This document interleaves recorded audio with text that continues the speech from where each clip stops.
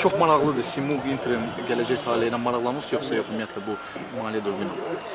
Bilirsiniz, təbii ki, hal-hazırda danışıqlar gedir. Peşəkar Futbol Liqasının prezidenti bizim tərəfimizdən də AFFA rəhbərliyi, biz Simurq komandası rəhbərliyi ilə artıq dəfələrlə görüş keçirdik və təbii ki, Inter klubunun rəhbərliyi ilə də və bugün cənab Nikolov da oradaydı, onunla da ətraflı müzakirələr aparıldı. Çünki Inter komandası bildiyiniz kimi artıq beynəlxalq oyunlara hazırlıq işləri görməkdir və ümidlər var ki, hər şey qaydasında olacaq.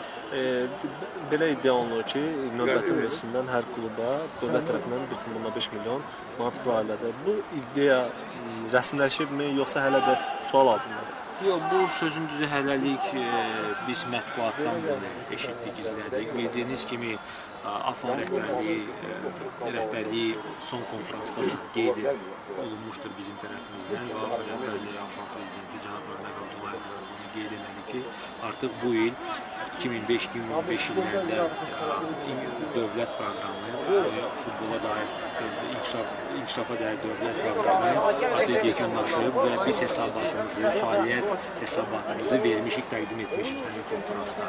Əlavə olaraq təbii ki, dövlət strukturlara da həmin hesabatı təqdim etdik, beynəlxalq qurumlara da təqdim etdik. Bildiyiniz kimi ki, həftə bundan qabaq cənab Blattera, cənab Platiniyə də təqdim etdik həmin hesabat kitabını və əlavə olaraq yeni dövlət proqramının layihəsini hazırlığa başladıq, hazırlıq işləri başlandı və artıq dövlət strukturlarla belə deyək, mütəmadi olaraq əlaqə saxlayırıq.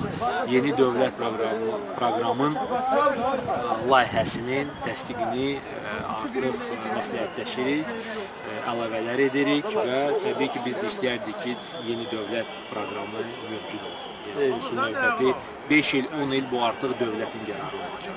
Bəzi iddialar səslənir. Amma rəqəmlər sözün düzü mən sizdən eşidirəm, yəni mətbuatdan oxumuşam. Təbii ki, müxtəlif fikirlər bildirilir. Lakin təsdiq olunan bir rəqəm yoxdur və biz federasiya olaraq, AFFA olaraq heç bir rəqəm təbii ki, dövlət proqramına yaza da bilmərik, çünki bu dövlətin qərarıdır və ümumiyyətlə biz layihəni verə bilərik, amma rəqəmlərdən söhbət gedə bilməz. Bəzi iddialar səslənir ki, ola bilər sponsorlar tapılsa, klubların sayı 12-yə çatdırılsın Premyer Liqada. Bu ola bilər yoxsa ancaq 10-dur, yəni ondan artıq olmayacaq növbəti mövsüm? Rahim Müsəvvəd Rüstəm açıqlamasına qeyd edir ki, ola bilsin ki, komandadan çağırılsın. Bu bizim arzumuz, yəni bir arzu idi. Təbii ki, biz də arzulayardıq ki, 12 komanda olsun, lakin 10 komandaya lisenziya verilib və bu məsələ artıq demək olar ki, bağlanıb. Şahin Deniyevin əvəzini kimi olacaq? Biz dünən müzakirə etdik Şahin müəllimlə bunu və bizə belə çatan məlumata əsasən Şahin müəllimlə hələlik müqavilə bağlanmayıb, yəni həvalə olunub.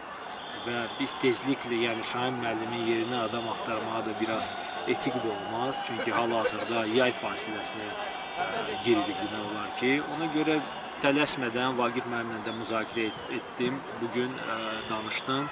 Yəni tələsmədən gözləyək, baxaq nə olur və növbəti mövsümün əvvəlinə bir qərar qəbul edərik.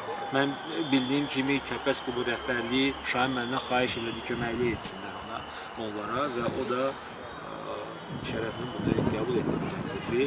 Lakin müqavilə mən bilən elə imzalanmadı, yəni mətbuatda da oxudum ki, imzalanmadı. Şahin müəllimlə soruşdum, ki, yox, imzalanmadı. Buna görə gəlib tələsməyək, yəni gözləyək və sonra komitə üzvlərindən danışarıq və icra komitəsinə məruzə edəcəyik təbii ki. Çox sağ olun. Sağ olun.